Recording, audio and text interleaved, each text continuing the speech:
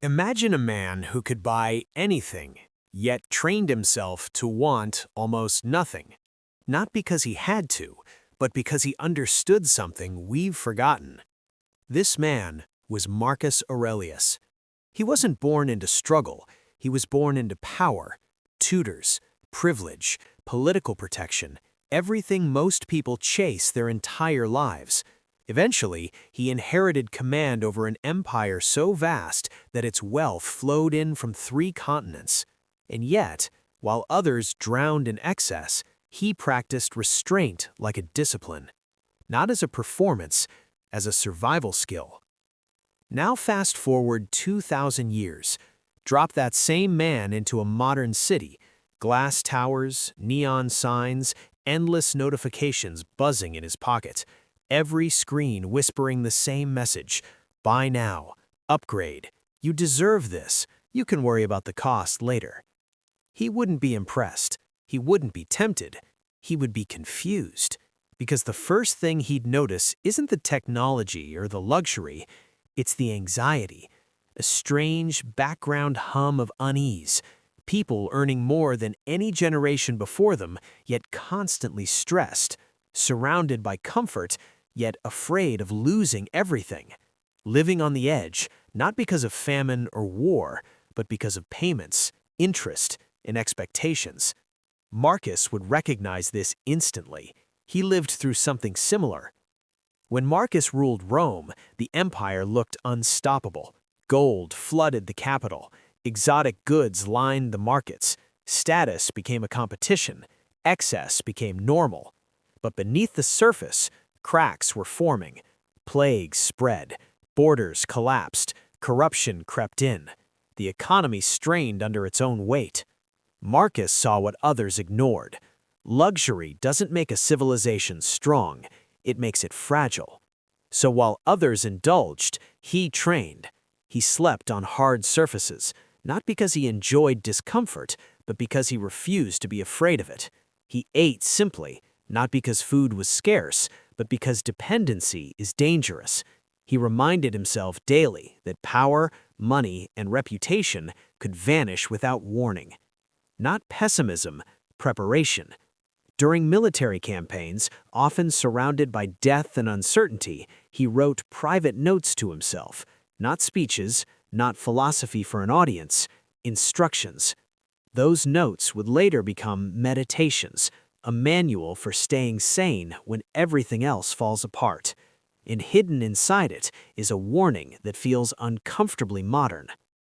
Marcus believed the greatest threat to freedom wasn't violence or poverty, it was attachment.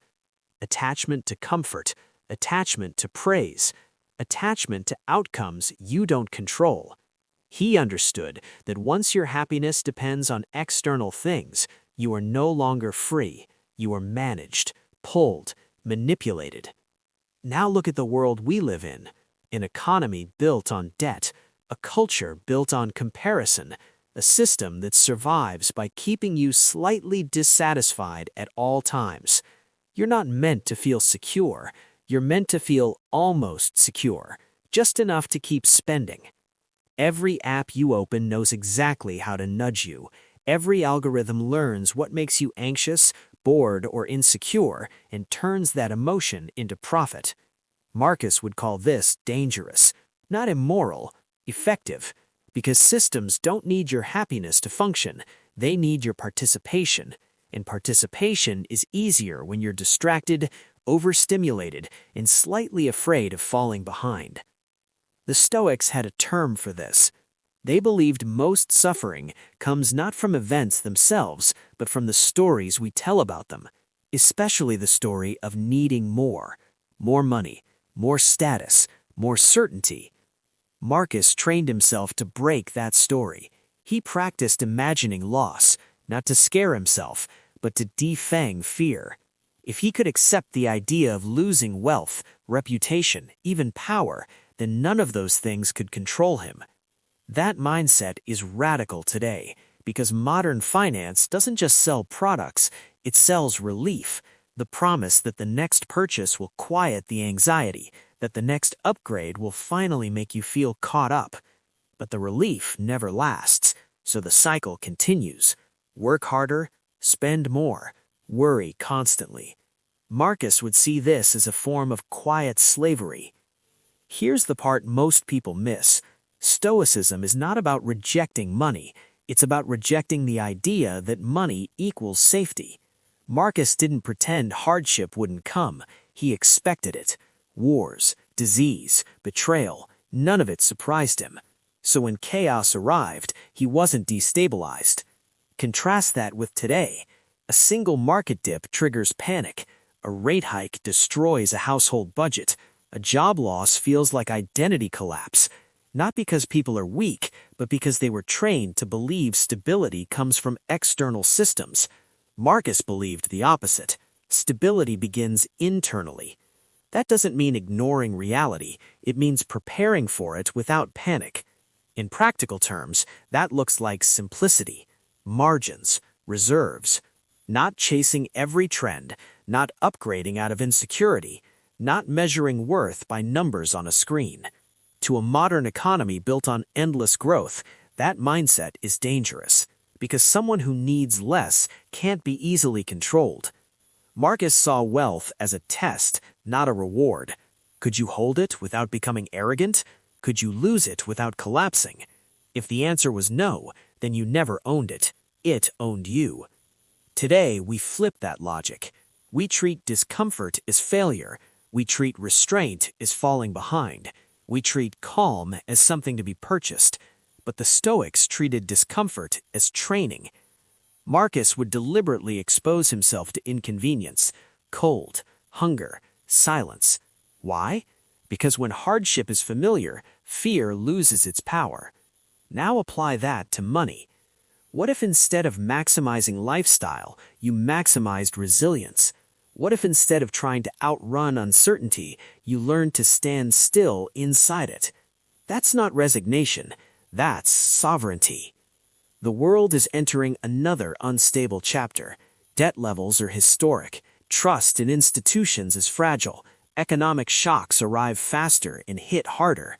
Marcus lived through collapse disguised as prosperity. He knew that waiting for leaders or systems to save you was a mistake. His solution wasn't rebellion, it was discipline. Start with what you can control: your spending, your expectations, your reactions. Ask better questions. What do I actually need? What am I afraid of losing?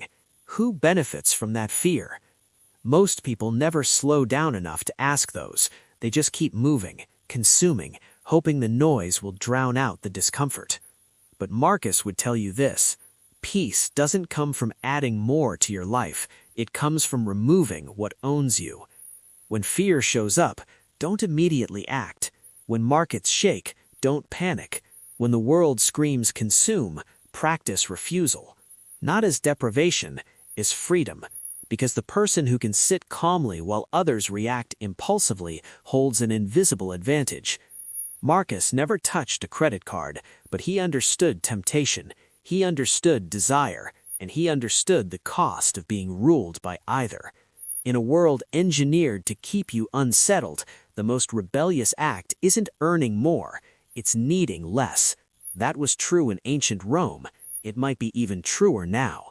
And that quiet strength, the kind no algorithm can exploit, that's real wealth. That's how you survive chaos.